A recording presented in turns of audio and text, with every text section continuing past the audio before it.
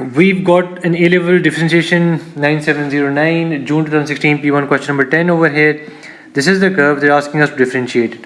So in order to differentiate it, I will rearrange it and write it like this, where I am removing all the variables from the denominator and I'll bring it into the numerator. So whenever I bring a variable into the numerator, the power becomes the opposite. If it's 1, it becomes -1, the sign changes.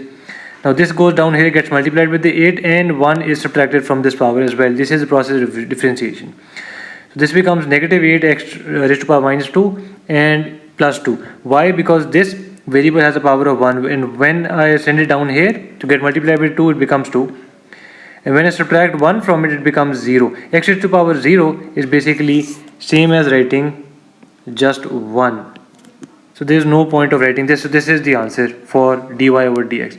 Next part says d square y over dx square. What do we do for this? We will write this again in a format where it is the variable of x is not in the denominator. If I bring it in the numerator, the x power 2 becomes x power -2. Now if I differentiate it, this 2 will go down here, -2, and get multiplied with -8, and then I will subtract 1 from this as well. So -2 minus 1 becomes -3. That's where the power becomes -3, and this 2 completely vanishes. Why? Because there's no variable with it. So this is the answer for double derivative. The last part of this the last part of this question, this part says integrate y square. So first of all, this is y. In order to be able to integrate this, I need to write this down. I need to find the square of this because I have to integrate y square. So I'll write this down and then I'll take the square of this. So let me show you what it looks like. It looks like 8x plus 2x whole square. A plus b whole square, जो हमने identity सीखी थी O levels में, that applies over here. When you apply that, this is what it becomes. Then when you put an integral sign next to it, there's one thing missing over here, which is dx. This is what I am supposed to take the integration of, supposed to do the integration of. Now an integration concept says that whatever is basically written, first of all I'll solve it and combine all like terms. Now when you're integrating it for each separate individual terms, so what basically happens is you are going to add 1 into this power, and whatever you add will also go into the denominator. Simple. So there is x raised to power 0. If I add 1 into it, it becomes x, and the same power, because I added 1 into it, remember, it becomes x to the power 1, and then 1 goes in the denominator as well.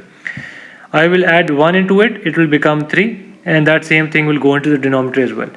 And where did the c come from? Remember, whenever we have a constant, it disappears in differentiation. So whenever you're taking integration, integration is opposite of differentiation. That constant needs to come back, and here it is. So this is the integration of y square. Part 2 says find the coordinates of m. M क्या है? ये lowest point, ये minimum point, and determine the coordinates nature of the stationary point. Maximum है या minimum है, वो बताना है. Nature means maximum minimum बताओ, और coordinates of m तो obviously find करने. Coordinates of m किस तरह find करेंगे? This is where the slope is 0. यहाँ पे देखो slopes negative है. If I were to draw a tangent over here, slope would be positive. If I would draw a tangent over here, it will be negative. It will be 0. अगर बिल्कुल इस तरह flat, ठीक है. तो हमने इसलिए dy by dx, हमारे जो टेंजेंट निकालने का लेवल्स में तरीका है, उसको हमने 0 के इक्वल पुट किया और हमारी x की वैल्यू आ गई पॉजिटिव और -2. अब यहाँ पे तो आपको पता है, because this must be 1, this must be 2, तो नेगेटिव साइड पे तो हमने ग्राफ बनाया ही नहीं हुआ, तो हम यहाँ से -2 को इग्नोर कर देंगे, सिर्फ +2 लेंगे since x is greater than 0. Now what do we do? अब x की वैल्यू आई है, उन्होंने हमें कोऑर्डिनेट्स कहा था, which means y axis, y coordinate भी, हमने ये x की वैल्यू 2 जो है यहाँ पे प्लग इन कर देनी है. यहाँ पे भी हमारे पास y की वैल्यू आ जाएगी और पॉइंट हमारा आ गया 2, 8. अब नेचर ऑफ स्टेशनरी पॉइंट के लिए डबल डेरिवेटिव का कॉन्सेप्ट होता है.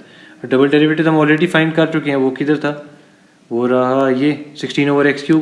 16/x³ के अंदर हम x की कौन सी वैल्यू प्लग इन करेंगे? एग्जैक्टली जो हमारे पास उन्होंने यहाँ पे दी है. Determine the coordinates and nature of the stationary point of the curve for which x is less than 0. ये चीज़ आपने नोट करनी है. यहाँ पे तो हमारा जो पॉइंट 2 है वो तो ऑब्वियसली ग्रेटर देन 0 में शुमार होता है. यहाँ पे भी कोई कर्व का पार्ट है जो नहीं बना हुआ, जो नेगेटिव साइड पे एग्जिस्ट करता है x की नेगेटिव वैल्यूज़ के लिए, because they saying x is -0. तो वो हमें याद आया कि अच्छा हमने एक नेगेटिव 2 वाला आंसर इग्नोर किया था, तो अब हमने नेगेटिव 2 वाला आंसर डाला, ठीक है, डबल डेरिवेटिव के अंदर जो ऊपर फर्स्ट पार्ट में निकाला हुआ है, एंड देन वी सी कि हमारा आंसर क्या आ रहा है. Our answer comes out to be -2. अब -2 does tell us the nature of the point, but उन्होंने हमें क्या कहा था, find the coordinates of m and determine the coordinates and nature of the stationary point. एक पार्ट हो गया, इस क्वेश्चन के 3 पार्ट थे, इसलिए देखो 5 मार्क्स है. Coordinates of m that was easy, that was done. The second part says determine the coordinates, फिर कोऑर्डिनेट्स की बात कर रहे हैं. अब कौन से कोऑर्डिनेट्स, जहाँ पे x की वैल्यू लेस देन 0 है. हमने जो अब ये x की वैल्यू -2 डाली या वो यहाँ निकाली थी, अब उसके अंदर y के अंदर सब्स्टिट्यूट करेंगे. अब फिर ये एक पॉइंट आएगा -2 -8. हमें इस -2 से तो पता चल गया था कि पॉइंट क्या है, मैक्सिमम. अब हमने क्योंकि पूरा पॉइंट भी शो करना है तो हम कहेंगे -2 -8. तो we can write since d²y/dx² is less than 0. How do I know that's less than 0? Because if you take a look over here, it says 16/x³, and when I plug in the value of -2 which I got over here, it comes out to be a negative. तो maximum point है हमारा. Double derivative जब negative है तो maximum point होता है, that's why we wrote negative maximum point, sorry. और -2 और -8 हमने पॉइंट भी बताना था कि क्या है. Last part says find the volume. This is a pretty big question, 5 and 5 10 and another 2 marks, that's 12 marks. The last part says find the volume obtained when the region of bounded by the curve. Now where's the region bounded by the curve? Region bounded by the curve, the x-axis, and the lines x is equal to 1 and x is equal to 2 is rotated. x is equal to 1 हमारा for instance यहाँ है कहीं, x is equal to 2 हमारा यहाँ है. The x-axis, तो ये हमारी ये लाइन x-axis का ये वाली जगह, rotated 360 degree about the x-axis. अब इमेजिन करो कि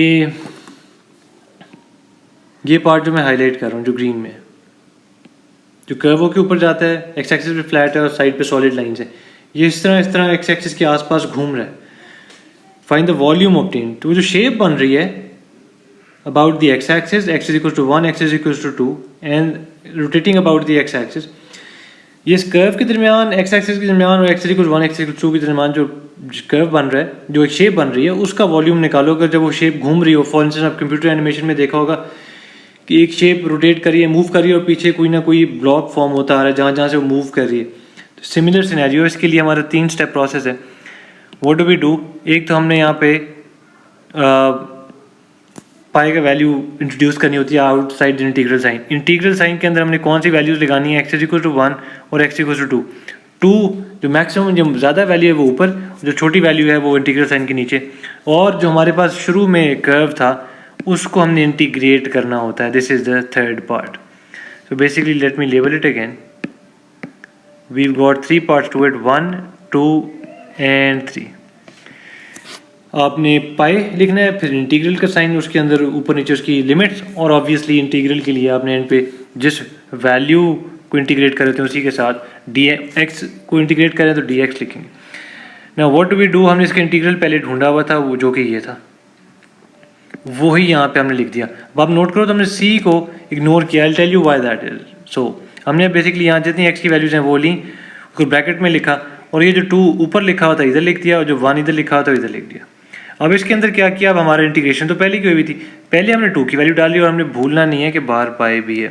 तो हमने पहले 2 की वैल्यू डाल ली, कहाँ जहाँ x नज़र आया 2 की वैल्यू डाल दी, यहाँ पे. ठीक है. अब 1 किधर गया, 1. अब हमने दोबारा क्या करना है, अब हमने 1 की वैल्यू डालनी है. Let me show the different colour. 1 की वैल्यू यहाँ पे और यहाँ पे, और वो इधर लिख देंगे. और इन दोनों वैल्यूज, इन दोनों ब्रैकेट्स को आपस में सब्ट्रैक्ट करना है.